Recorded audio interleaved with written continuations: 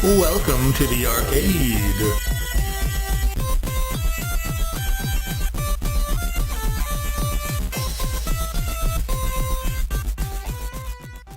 Hello everybody and welcome back to Fanthropological Arcade. Right now we are trapped in a weird dungeon with an evil demigod or something. Yep.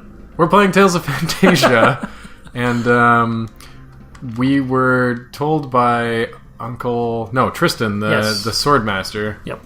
He's like, hey, come to this cave and meet me there, and you're gonna have to. I don't remember why we had to come to the cave. He said only come when you're prepared because we wanted to help whoever burned down Totus Village. And so we're in this cave, which is the Mausoleum of Deus, and probably about to kickstart like the plot. This is like I'm trying to think what they call it, but it's like like in Chrono Trigger, this is when you go back in time to save Marl. We're about at the point where we figure out, all this crazy time travel stuff. We're at about the point where Luca takes Chrono aside and says, "Oh no, if the real Queen Lean dies, then Marl is going to be erased from existence." Oh, I was thinking though, like in a movie or a TV show where you haven't even got to the credits. It's like this is all the stuff that happens before the opening. The cold open. This is the cold open. But like in RPGs, that cold open takes forever. And it's only gotten longer if stories about Final Fantasy games and whatnot are to be believed. Although apparently Dragon Quest VII recently released on the Nintendo 3DS. Here in North America, I mean. Apparently that game, like many other RPGs, has a job system, but you don't get to it until about 30 hours in. That is a really long time. Yeah. Stop. I mean, we're going to be super powerful after all these enemies. Yep. Alright, so I've got some... I don't have any trivia. I was trying to... Okay, so, you know what? I'll come up with some non-Tales of Phantasia trivia because I don't think the ghouls, skeletons, etc. are based on anything in particular. I think they're just fantasy tropes. Yeah. So, interesting thing, in Dungeons & Dragons, ghouls tend to be creatures that paralyze you. So I'm actually not sure what these ghouls are other than some sort of undead monstrosities. Mm-hmm. They're rather weak. They actually look more like zombies, but I'm wondering if they can't be called zombies. Well, we already encountered a few monsters called zombies. Oh, did we? Okay. These might just be palette swaps. That's very possible.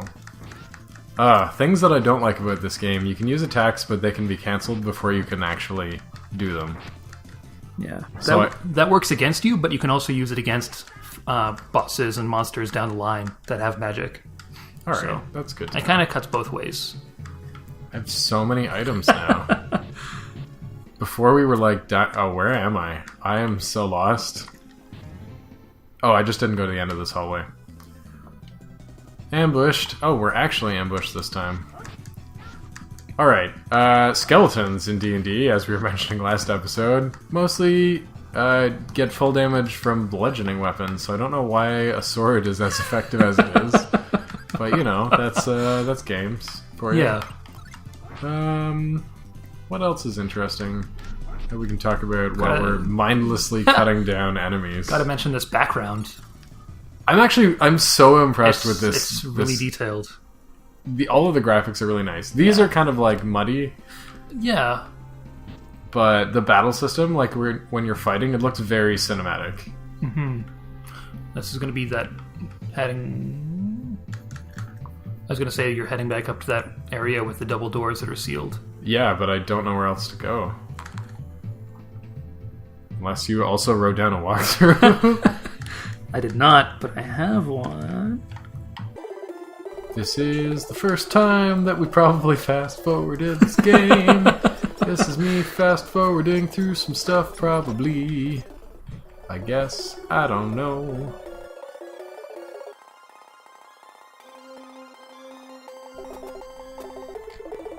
Okay, you've got to find a statue of a golem and then search it. Oh, okay. So I think I found that before.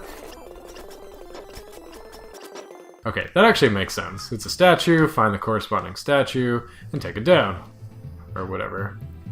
just need to go to the room with the statues, which is this one. This is the golem? It was the one in your way is the one where... There you go. I think that did it. Like, that's the one that's in your way, but I think that's the one that you actually want to trigger. Okay. That doesn't make sense to me, but that's fine. I think the only clue you're supposed to go on is that there's this room full of statues. There's a statue in my way. Those statues in that room must have something on their front panel that I can interact with. Coming from the era of JRPGs where the puzzles didn't need clues. Well, here's a question for you. Since you've played a lot of RPGs, way more than I've played. Okay. What would you say is the most obtuse puzzle you've had to solve? Like, not that it's disconnected from whatever, just that it didn't make any sense. Oh. I mean, I'll take these free chests. Oh. Before I answer, I will say sage and other herbs like that aren't food. Well, they are food. But in this game, you use them to increase your stats. Most obtuse puzzle. Yeah, most obtuse puzzle, man. I'd have to give it to one of the Lufia games, because their puzzles weren't necessarily obtuse. You would know what to do, but the execution would be really difficult. Like, just straight up obtuse puzzles, though. Man. Possibly something from one of the Final Fantasy games. Because I have played a lot of RPGs, J and otherwise. But so, like, it's like when you watch so many movies, you know, they kind of blend together. Zelda games, controversy. Zelda games, are they RPGs? If not, if so, well, they got some crazy puzzles. Because often in Zelda and really in so many other games like that have you use items or techniques or whatever on the overworld or outside of battle. Usually it's like that one thing that, you know, you think will never work, and that's actually the solution. I, for the longest time, did not know in The Legend of Zelda Ocarina of Time that you needed to move Dampé's grave. Oh, wow. Because I'm like, you can't push that grave. Answer, you can. Yeah. Yeah, just stuff like that tends to be where things get really obtuse, where it's the game developers, you know, sense that, like, oh, hey, this is really intuitive to me, therefore it's intuitive to everybody. But it's totally not. I mean, I guess if either of us had played any of the Monkey Island games, that would be a good guess. It's like, you take this wheel of cheese and put it here, and you're like, okay. Sam & Max had a little bit of that, and I played Sam & Max quite a bit growing up. Yeah? Yeah. Sam & Max. Did you go down? I did once, but I feel like activating that switch messed up the dungeon. I think it just made those treasure chests appear. But I pressed all the other ones and nothing happened. Huh. I'm gonna keep wandering around. Oh my god, there's some rainbow. Future Nick, this might be a good spot to fast forward. You know better than me. You'll have seen what happens. You have foresight. Or hindsight. Hindsight. Definitely hindsight. This is gonna be a long episode. You're going to really have your work cut out for you when you edit this one. You know what? Yeah? I don't think you have to move the statue. I think you can walk around it. I'm going to be so mad. I honestly think you can just walk around it. Why? Because I've checked 2 walkthroughs and none of them mention anything about moving that statue. Alright. I feel like it's just some weird Famicom visual. Talking about obtuse puzzles, I think the most obtuse puzzle I've ever encountered is in Tales of Phantasia, in the shrine area before meeting Deos for the first time. Because, you know, you think it's this big complicated button thing with statues and whatever, but you can just walk around it. Woo! Yeah. I feel like we played something else at some point. It's like, can you do this? It's like, no, you can't do that. It's like, can you? And I'm not just making fun of this time. I don't know. It looked like I couldn't walk in front of it. Yeah, that sounds about right. Probably for a Phantasy Star or something. Oh man, Phantasy Star space travel. Yeah. Not expecting that. That looks important. I'll just walk behind this one too. Oh, all right. Gotta use the old statue trick. Just gotta find a statue you can move. Okay. Yeah. Yeah. And Phantasy Star. All right. Well, now that we're a little bit more back on track, things are looking up. Yeah, I'm just trying to think of what.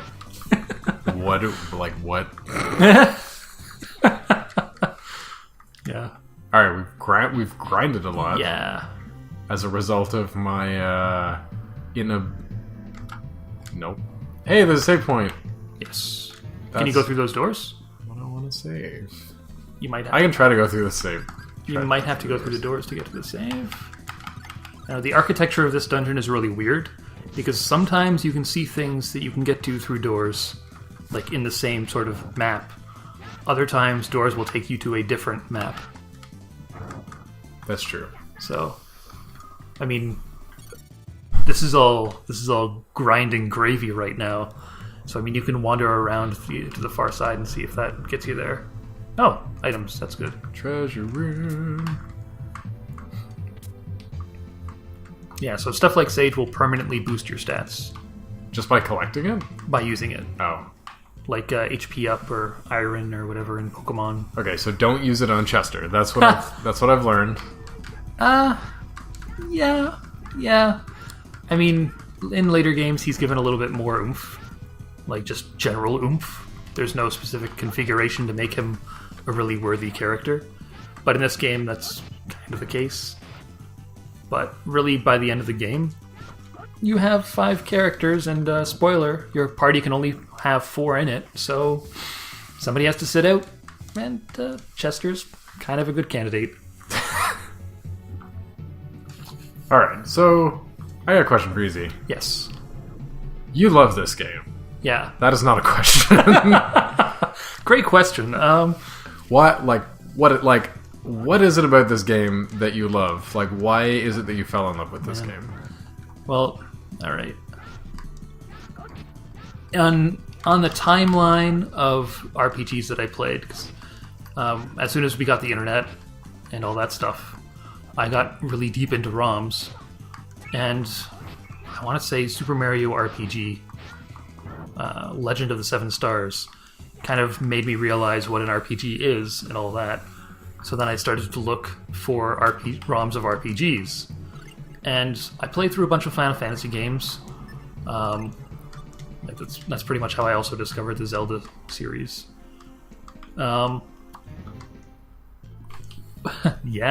I'm glad I saved. But I don't remember how many Final Fantasy type games or otherwise that I played before this one. I had played a few at least. So when I played this one, it was just so different from anything else that I'd played. The atmosphere was a little bit more animated. The setting seemed to be, like I was saying, I think even like episode 1, kind of like this weird Southern European feel to it. Sort of Spanish, kind of like haciendas and that sort of thing for the towns. Everything's white stone. Instead of your Final Fantasy games where all the houses look like they could be just from a medieval German village where they've got like the wood siding and you can see the frame and all that stuff. So it was a really different game from anything else I'd played, and not least of which because the battle system was just radically different. The linear motion battle system in this game was totally different from anything I'd ever played before, and that just really stuck out to me. And even though now, we kind of joked when we ran back to Totus after catching that boar in the forest and found it all burnt to the ground and everybody dead, and we kind of joked, just another RPG trope. But when I first played this game, I mean, I wasn't that familiar with RPG tropes or anything like that. So it was like this new, really impactful, really emotionally potent moment for me, where I was like, oh man, these characters that seemed, I guess because like the sprite work is really beautiful, and the game world is much more colorful than a lot of Final Fantasies. The palette just seems, I guess, softer. That somehow had me relate to these characters within the first few minutes. So when you see Kless's family die and Chester's family's dead and all that, it just had this huge impact on me. And that really hooked me into it. Plus, it's got this sprawling epic story that's kind of laid out in front of you from the get-go. More or less. It's not quite like a Chrono Trigger where you're sort of eased into the story, you know, gotta go find Marl, what we wound up in the future, like what's happening here, why is the future terrible, and all that stuff, and you slowly find out about Lavos.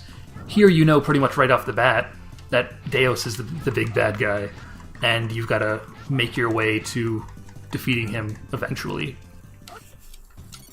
But it took that trope, that kind of cliched fantasy story of the band of adventurers going against the big bad, and I guess presented it in a way, because it was kind of like playing an anime, that I'd never seen before.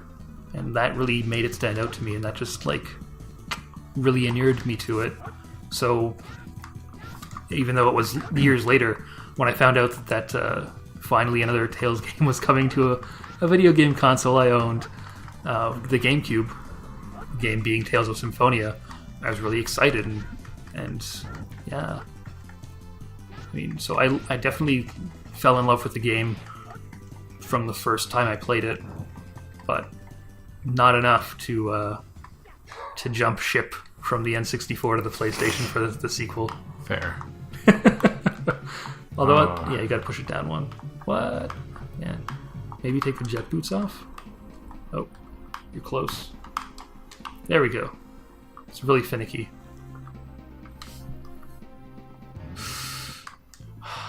Nope, just more skeletons. Jack Skellingtons? Yep. They're all named Jack. That's what they don't tell you about this game. They're all named Jack. Yeah. Okay, also, are all the sorry. No, man, all over the place. Yeah. That was really... That was, thank you for sharing that, Z. Mm-hmm. You're welcome. Because I don't know, sometimes there's like there's a really personal story behind why people love things, other than... Yeah. Well, I mean, I still remember when I started the game, it got to that point where you go back to Totus and everything's destroyed. And I still remember sitting on like the chunk of the sectional couch that we had pulled in front of the old computer that was pretty much just used for making games and playing games. And like being hit really hard by that and tearing up while I was watching the story unfold. So I think it's that emotional impact that like really makes the game stick out for me, and of course drove me to play it even more. And then, you know, I had all these emotions, all these, like the sorrow. I felt Kless's sorrow in that moment, but then later on you meet people like Clarth and Arch, and the game has like its light moments too. So it's got that whole spectrum thing going for it, unlike a Final Fantasy game where there might be some light moments, some heavy moments, but I guess the art style just kind of lends itself to being maybe too serious sometimes. Too serious for its own dang good. Oh yeah, this game is not super serious. Like, there's obviously serious moments, but not a super serious game, as we will discover when we meet Arch. Yeah. Well, I mean, even the sprite work just makes it look like a mid-90s goofy anime. I mean, they're so cute. It kind of reminds me a little bit of Slayers. I would play a Slayers game like this. We should play some other imports. Yeah. Sailor Moon. I know that there are a lot of those. They're all RPGs, aren't they? I think most of them are. Could play the Dragon Ball Z RPG. A card battler that we don't understand the rules for. Just like use this card with the Z on it, it'll do a special attack. Totally. Yeah. Actually, speaking of the art in this game, Oh, that'd be cool. you might not have picked up on it so much from the sprites, but Z's gonna dig deep into.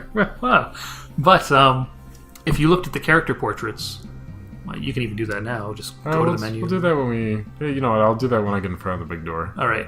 Because we're almost there. Yeah, I'm gonna hold off on this tidbit. Into a big door. Big door. Ah! Whoops. Hey, cool. Plot didn't advance yet. That's cool. Don't worry about that. So go to status. Is that the one that I want to go Status to? is the one you want to go to. Look at those character portraits. You can hit like R to cycle through the characters. No, you can't. You can't. No, you Okay, can't. well, anyway. Cycle through those characters. You know, they look pretty good. They actually look familiar to me. That is maybe because you are familiar with a manga called My Goddess.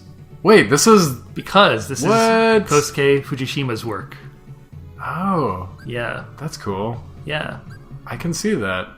Did he also do Tactics Ogre or Ogre Battle or anything like that? Possibly. I did not look up his entire... Chester Barklight? Yeah. Kind of a name It's is supposed that? to be Berklight, but it's a weird mistranslation. Adnade. That's Adonade, though. Like, there's more. There's like an E in between the D and the okay. N. It's... Okay. Yeah. Neat. Yeah. We can talk about that some more on the next episode of Fanthropological Arcade as we maybe actually get something done. Man, RPGs, guys. RPGs. This one's... Don't worry, it's going to spice up I hope so. and speed up a little bit, too. Alright. Next time.